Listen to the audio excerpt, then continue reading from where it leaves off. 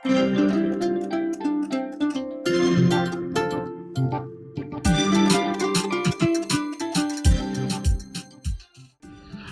ලක්වුණු පාසල් සිසුන්ට ලක්ෂ 16ක් නම් ආසන්න වශයෙන් ලක්ෂ 3මාරක්වත් මම හිතන්නේ පාසල් සිසුන් ඇති ලක්ෂ 3මාරක් ආසන්න පාසල් සිසුන් ඇති. ඔවුන්ට ඊළඟ වසර ආරම්භ කරන්න ඕන.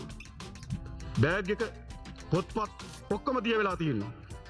ඒ නිසා හැම පාසල් දරුවෙකුටම ආපදාවට ලක්වුණු හැම පාසල් දරුවෙකුටම රුපියල් 15000ක දීමනාවක් දෙනවා. භාණ්ඩාගාරයෙන් ඊට අමතරව රුපියල් 10000ක දීමනාවක් දෙනවා ජනාධිපති අරමුදලින්.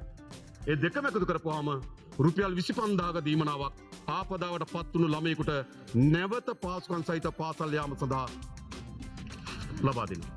ඊට අමතරව දැනටමත් අපි පාසල් ළමුන්ට අත්සසම ලබා ගන්න ළමයි 200ට වඩා අඩු පාසල් වලට අපි රුපියල් 6000ක දීමනාවක් ලබා දෙනවා.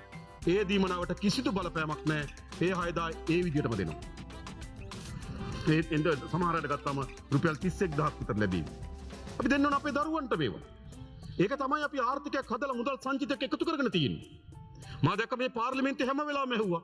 ඇයි මේ මුදල් සංචිත කියලා?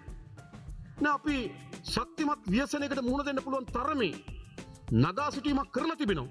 හැබැයි අපි දන්නවා අපිට මේට වඩා යන්න පුළුවන්. හැබැයි මේට වඩා යන්න තරම් අපි තාමත් ආර්ථිකයේ එතනට ගෙනල්ලා නැහැ. මේ තිබෙන ආර්ථිකය හැම අපි ලබා දෙන්න සැලසුම් කරලා තිබෙනවා.